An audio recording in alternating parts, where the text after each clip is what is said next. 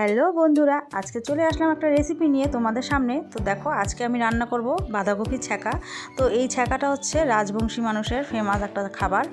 তো যারা রাজবংশী তারা খায়। তো দেখো, এখানে আমি মূলার ডাঁটা নিয়েছি, আর ফুলকপির ডাঁটা নিয়েছি, বেগুন নিয়েছি, আর এখানে হচ্ছে নিয়েছি রসুন থেতো করেছি, আর লঙ্কা চিড়ে দিয়েছি, আর হচ্ছে বাঁধাকপি, আর হলো এখানে ধনেপাতা। তো ব্যাস ধুয়ে রেখে দিয়েছি। তো এগুলো দিয়ে আজকে আমি ছ্যাঁকা রান্না করব। আর শীতে কিন্তু বাঁধাকপির ছ্যাঁকা দারুণ লাগে খেতে, আমার তো ভীষণ ভালো লাগে, আর ছ্যাঁকাটা আমি ভীষণ ভালোবাসি। আর এই ছ্যাঁকা কিন্তু খুব উপকার, জানো তো, যাদের পেটে গ্যাস হয় প্রচণ্ড, তো তারা যদি ছ্যাঁকা খায় পেট কিন্তু খুব সুন্দরভাবে ক্লিয়ার হয়। তো চলো, প্রথমে এই যে একটু কড়াইয়ে অল্প হালকা তেল দিয়ে দিলাম। তেল কিন্তু না দিলেও চলে, কিন্তু আমি অল্প একটু দিয়ে দিলাম। তো সবার আগে একটু সরষের তেল দিয়ে তারপরে হচ্ছে এখানে রসুনটা আর কাঁচা লঙ্কাটা একটু নাড়াঘাটা করে নেব। তো বেশি লাল লাল করব না, এটা অল্প একটু ভাজা করে নেব আর কি। তো তারপরে দিয়ে দিলাম এই যে যেগুলো ডাঁটা ছিল। তারপরে এখানে কিন্তু ছিম দেওয়া যায়, তারপরে মানে অনেক কিছুই দেওয়া যায়। তো আমার কাছে যেগুলো ছিল সেগুলোই আমি দিয়ে দিলাম। তো এর আগেও আমি রান্না করেছিলাম ছিম দিয়ে, তো বেশ ভালোই লেগেছিলো খেতে। তো আজকে যেহেতু ছিম নেই, তো এই যে এখন বাঁধাকপিটা দিয়ে দিলাম। ওগুলো দেওয়ার পরে একটু নাড়াঘাটা করে তারপরে বাঁধাকপিটা দিয়ে দিলাম।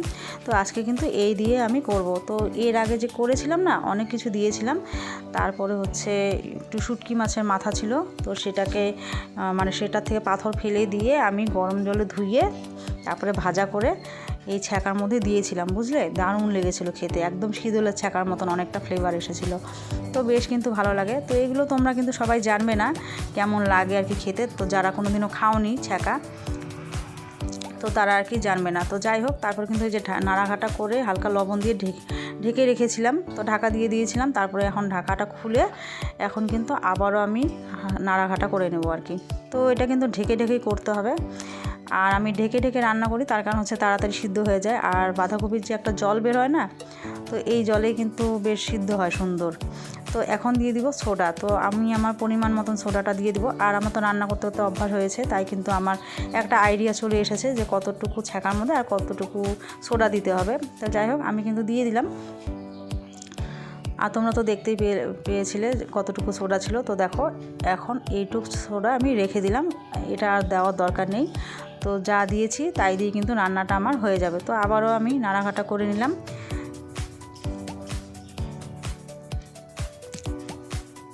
তো তারপরে কিন্তু এখন আবার ঢাকা দিয়ে দেব। তো কিছুক্ষণ পরে কিন্তু আমি এসে ঢাকাটা আবার তুলে দেব।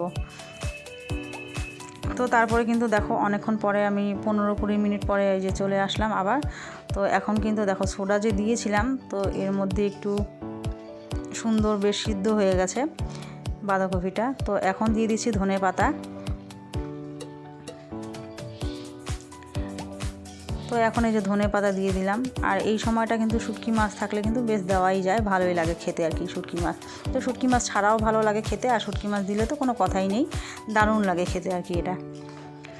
তো এইভাবে তারপর ধনেপাতা দেওয়ার পরে এই যে আবারও নাড়াঘাটা করে নিচ্ছি। আর আমার কিন্তু বেশ সবজিটা সিদ্ধ হয়ে গেছে। এখন কিন্তু এই যে ডাল কাটা দিয়ে এখন ভালো করে আমি একটু ঘেটে দিচ্ছি। আর এই মানে যতটুকু ভাঙার ততটুকু আর কি ভেঙে যাবে।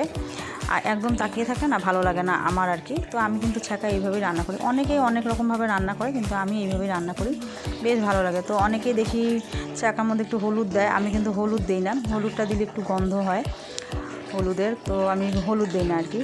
তো যাই হোক, এই দেখো আমি কিন্তু এই যে রান্নাটা করে নিচ্ছি এইভাবেই। তো তারপরে লাস্টে একটু দিয়ে দিলাম ভাতের মাড়। তো ভাতের মাড়টা কিন্তু আমি গেলেই ঢেকে রেখেছিলাম, যেহেতু ছ্যাঁকার মধ্যে ব্যবহার করব, তো সেই জন্য দেখো অল্প একটু কিন্তু দিয়ে দিলাম। আমি কিন্তু জল ব্যবহার করিনি, তো তার বদলে এই যে একটু ভাতের মাড় দিলাম। তো যারা কোনো দিনও ভাতের মাড় দিয়ে খাওনি, তারা একবার খেয়ে দেখবে এইভাবে রান্না করে, তো দারুণ লাগে কিন্তু খেতে। তো আমি কিন্তু ভাতের মাড়টা ব্যবহার করলাম, এর আগেও করেছিলাম, বেশ কিন্তু ভালো লেগেছিলো খেতে। তো দেখো এইভাবে এই যে দিয়ে দিলাম পরিমাণ মতন। তারপরে একটু লবণটাও দিয়ে দিচ্ছি আমার পরিমাণ মতন। তখন একটু লবণ কম দিয়েছিলাম, যেহেতু তখন বাঁধাকপিগুলো একদম উপরে উঠেছিল, তো অনেকগুলোই ছিল, তো আন্দাজ তো পাওয়া যায় না, সেই জন্য কিন্তু এখন কিন্তু আন্দাজ করে আমি দিয়ে দিলাম।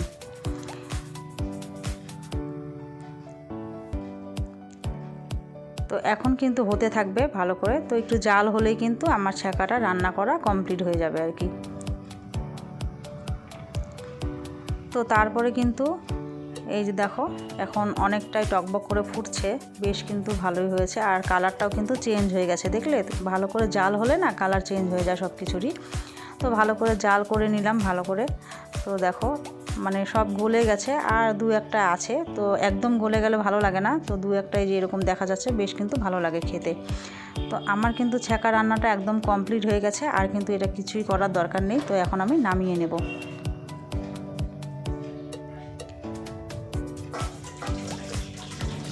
তো দেখো এই যে নামিয়ে নিলাম, আর এটা কিন্তু বেশ দেখতে দারুণ হয়েছে আর কি। তো আমি কিন্তু এক থালা ভাত এই ছ্যাঁকা দিয়েই খেয়ে নেই, বেশ ভালোই লাগে, আমি কিন্তু খেতে পারি বেশ, ছ্যাঁকা হলে আর কিছু লাগে না। তো এই যে মেয়ের আর আমার ভাতটা বেড়ে নিলাম। আর দুপুরে কিন্তু খাওয়া একদমই হয়নি জানো তো, কারণ এমন টাইমে খেয়েছিলাম আমরা সকালে খাওয়াটা যে দুপুরে খিদেই পাইনি। তো এখন হচ্ছে 6:40 বাজে, মানে রাত্রিবেলা এখন 6:40। তো এই সময়টা প্রচণ্ড খিদা পেয়েছে, আর এমনিতে তো ছ্যাঁকা রান্না হয়েছে, মানে খিদাটা আরও বেড়ে গেছে। সেই সকালে খেয়েছিলাম 11টার দিকে, তারপর আর খাওয়াই হয়নি। তো তার জন্য এক থালা ভাত আমি নিয়ে নিয়েছি। আর মেয়ে কিন্তু এখনও খেতে বসেনি, ওর কাজ করছিল অন্য। তো যাই হোক, আর বর তো এখন খাবে না, পরে খাবে বলছিল। তো যাই হোক, এই যে আমার আর মেয়ের খাওয়াটা বেড়ে নিয়েছি। তো খেতে যা দারুণ হয়েছে না, দারুণ হয়েছে খেতে। ঢাকা দিয়ে রান্না করলাম ছ্যাঁকা, থালা ভর্তি ভাত হয়ে গেল ফাঁকা। টাটা। ভিডিওটা ভালো লাগলে এখানেই শেষ করছি ভিডিওটা। লাইক কমেন্ট করে জানিও ভালো লাগলে।